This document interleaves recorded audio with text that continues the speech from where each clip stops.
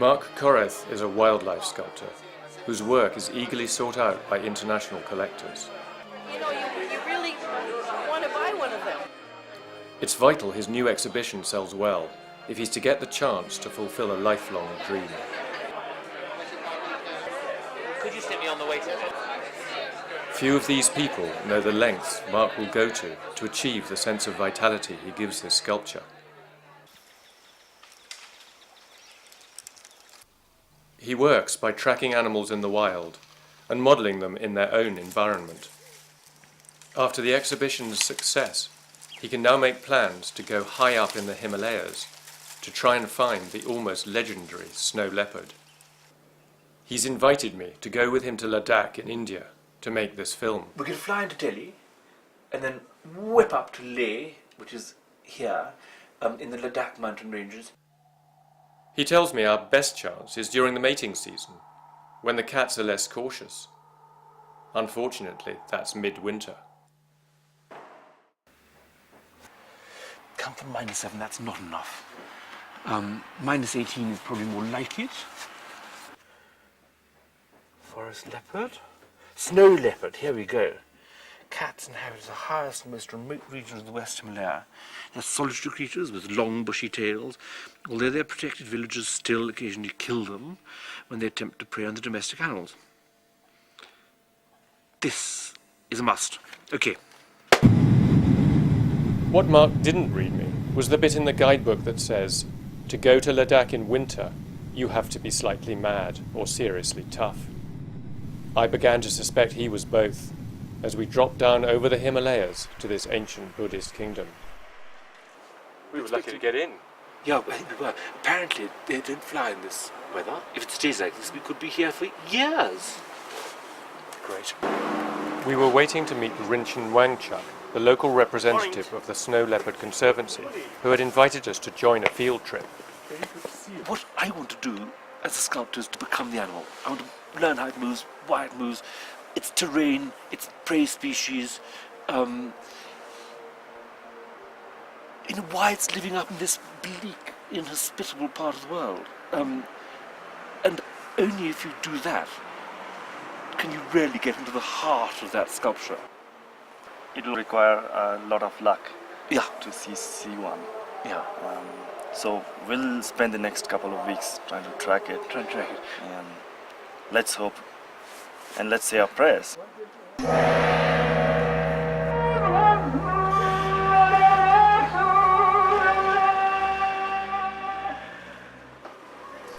Flying straight in to 12,000 feet, it's essential to take it easy for a couple of days, while your body gets used to the lack of oxygen. We spent it in Leh, stocking up on provisions.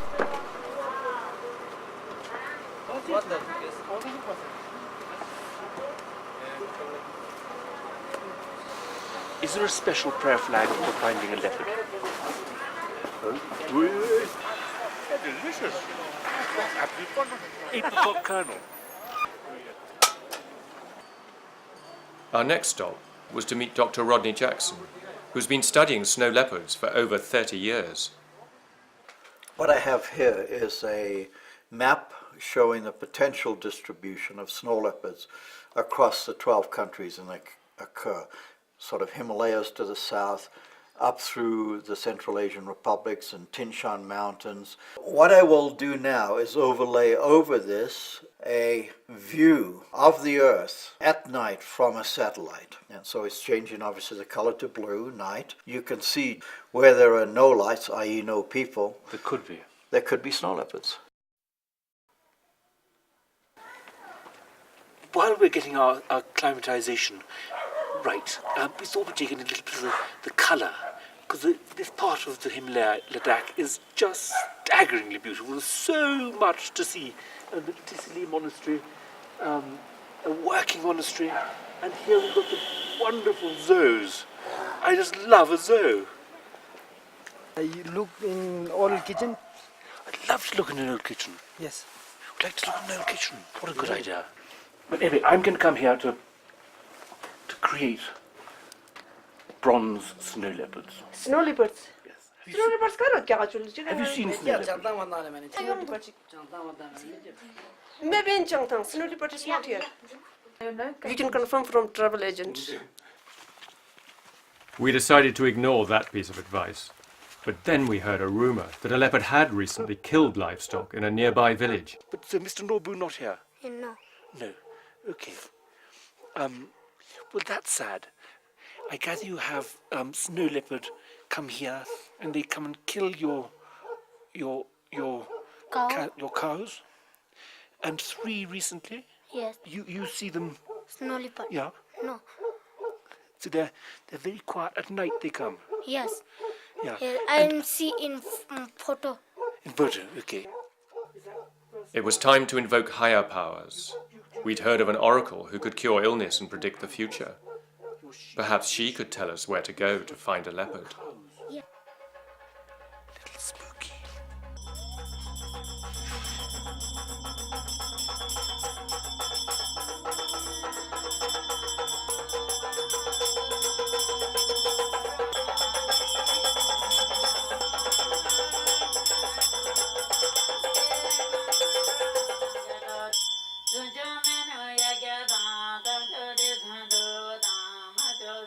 After a lot of preparation, she finally entered a trance-like state, and it was time for the supplicants to be cured. She sucked the evil spirits out from their bare bellies and spat them out into a bowl.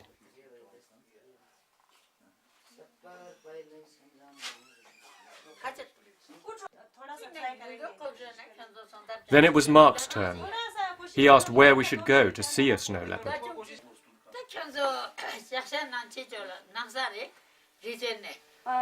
You will find it at Rupert.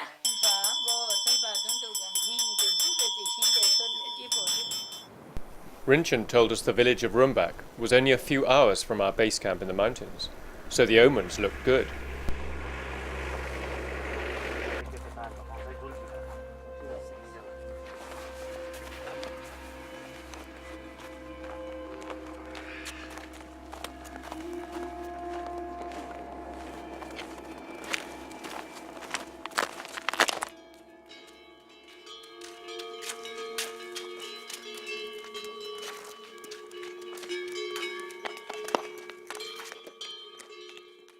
Soon we came across the first evidence that we were back in leopard territory. So this here is one of the spray sites.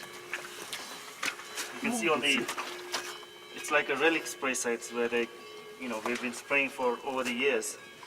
If you put your hand against the wind like that and smell it, you can get a, ooh, delicious. The sun had deserted the deep valley by the time we set up camp. Mark began the painstaking process of scanning rocks for any sign of life. The blue is for sky or space, in other words, Yeah. followed by wind, fire, water, Water. Okay. and yellow is for earth. Rub this for luck. If you rub it against earth, you're being humble.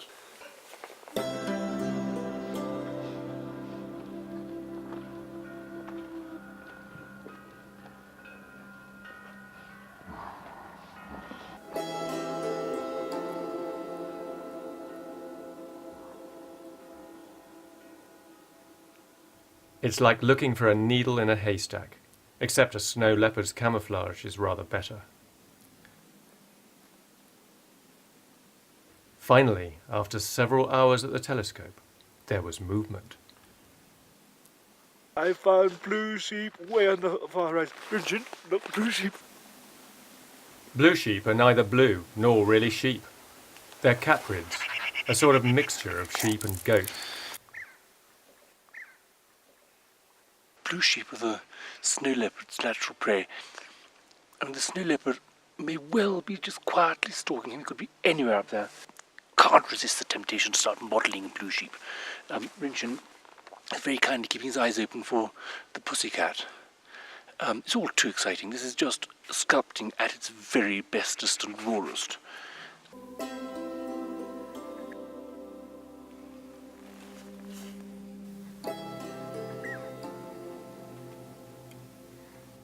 We were now joined by Rod Jackson, in time to give Mark some useful input. Your line is very distinctive. It is very distinctive, yeah. It's very distinctive. And I may yet have it too, and I have a feeling that's too thick. That bit. Maybe. I would need to see the scope. I think to it's more. really sense that. I need to take it down a bit like that and bring it. The back of the jaw comes straight down from those horns. Yes, it does. I wonder also whether the eyes oughtn't be a touch The eyes further back. look a little high up, don't they? Ooh, but And maybe not I far think back enough. I had them originally much too far down. Did you? Yeah.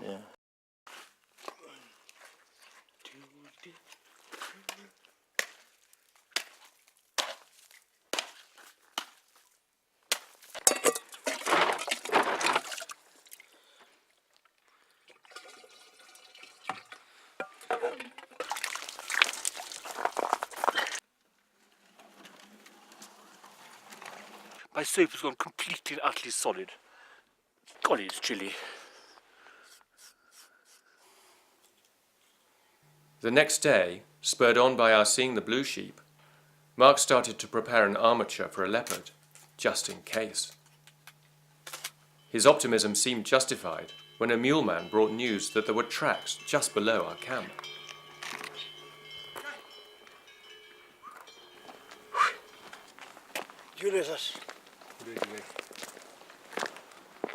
Mark, this is really great. This is very fresh. You can tell it's fresh because it hasn't been ablated by the sun, and the sun's been on here for 2 hours by now.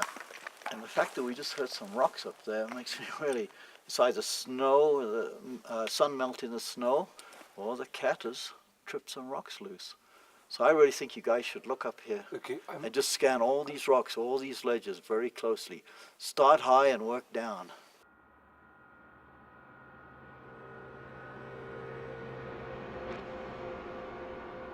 We were now joined by Jigmit, Rinchen's field assistant, and the best leopard spotter around. See, I told you, I want to become a snow leopard.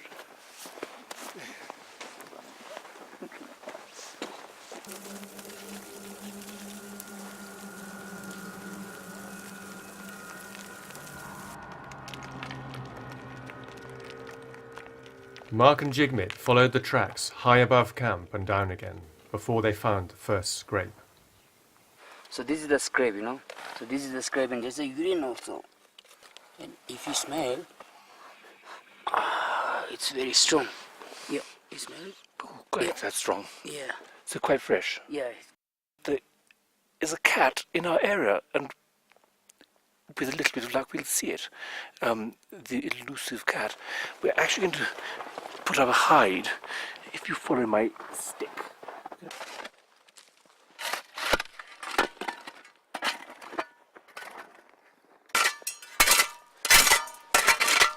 This is going to be my bedroom.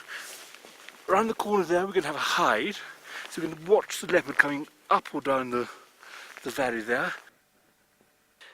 Rod Jackson has suggested I put on a scent, because apparently snow leopards find it very curious, and it might just attract them. Mark saw no sign of life that night, nor for the next 3. We decided to trek up to Rumbak, the village where the oracle had told him he would find a leopard.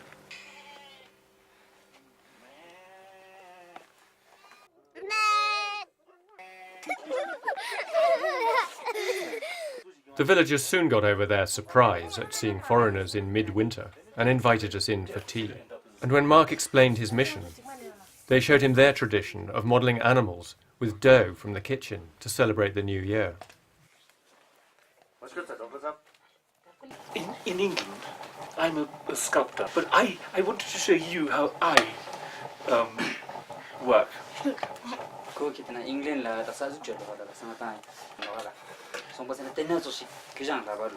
What I do is I make a skeleton, the bones, head. This is going to be a yak. Yeah. This, you see, is going to be the back. And here are the horns. We need to tie this really firm. See, all these materials are things they should be able to use here. Yeah.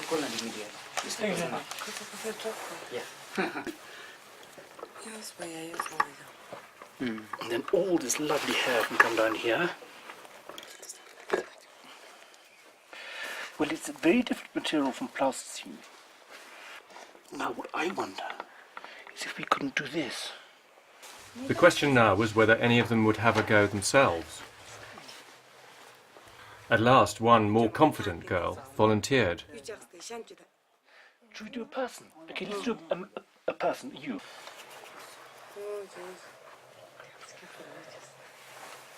Perfect, that's exactly how you do it. Now, who else is going to make one?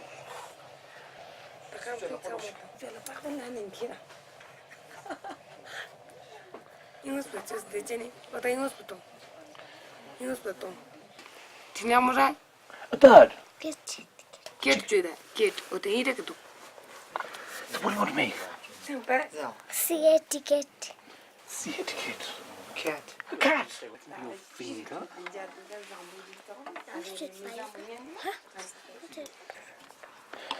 Now you see that can be for your hand.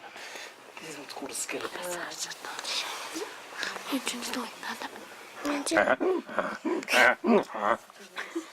Is that right? Mark could see that they shared his enthusiasm for modelling the life around them and hoped they'd carry on experimenting with armatures to give strength and flexibility to their creations. Still no snow leopard, but I'm not giving up. But that afternoon, the weather took a turn for the worse. Heavy snow was not going to make our life any easier, and survival instinct would force a leopard to take shelter too.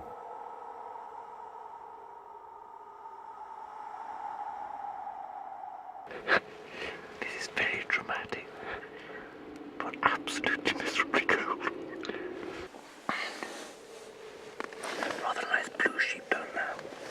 It's now snowing like crazy. The landscape's changed. I'd feel vaguely rewarded after all this vessel. I'd fell down. It's snowing a blizzard outside. Ladakh can be hell.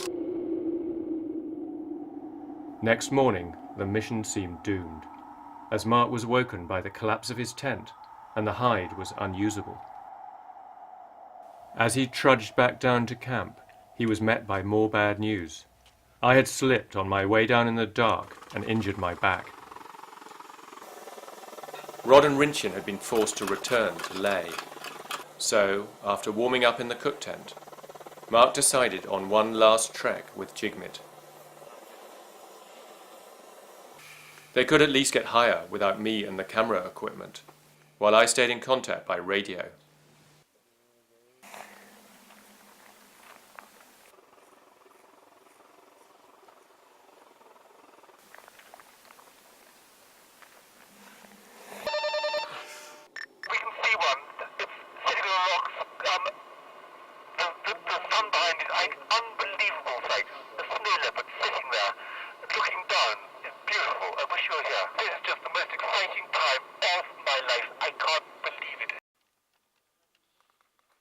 I couldn't sleep last night. It was just so exciting. So anyway, today, therefore, is the day. So, armature, getting on with it. I'm now going to bend it into its position. I want to have it exactly as I saw that cat. That gorgeous, gorgeous cat. So it might take a bit of fiddling first. Ooh, that's gone a bit deep, isn't it? So this leopard is going to be on the rock, and he's going to be looking down, and his tail will in fact be down, sort of curling around the sort of rock in that sort of way. As it's the field study, it's really sort of almost testing my memory from the short time that I observed the cat last night. Then when I get back to England, I can concentrate on making the big final version.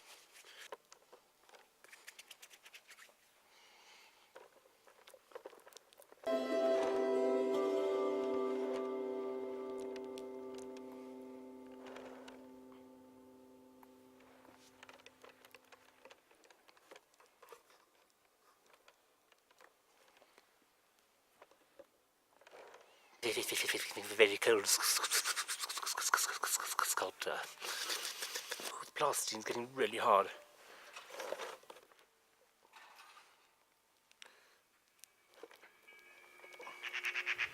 As Mark got on with modelling the field study, Rod and Rinchen returned from Leh, having missed all the action.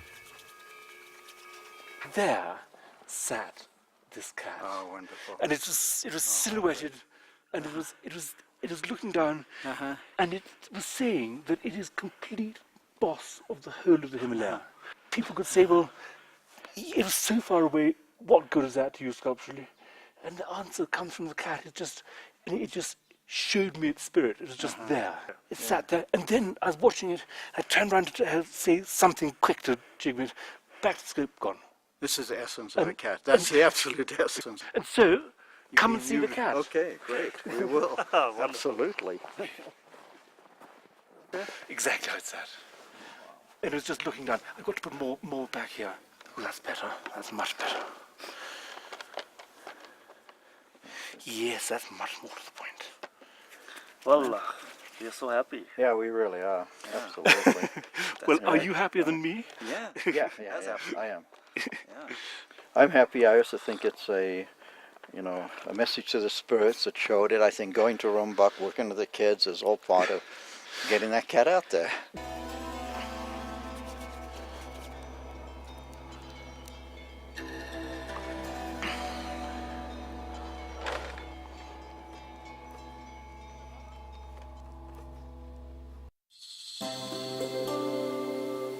Next morning, it was time to leave.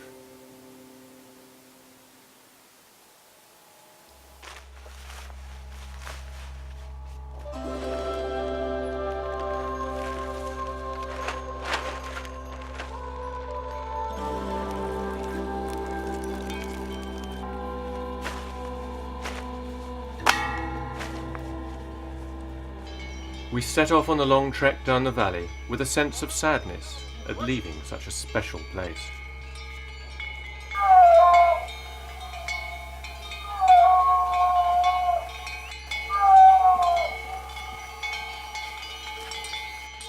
It was the Leopard calling.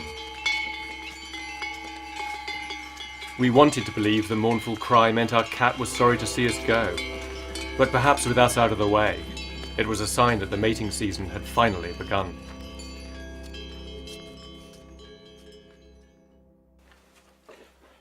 Back home, in the studio, Mark launched straight into a life-sized head.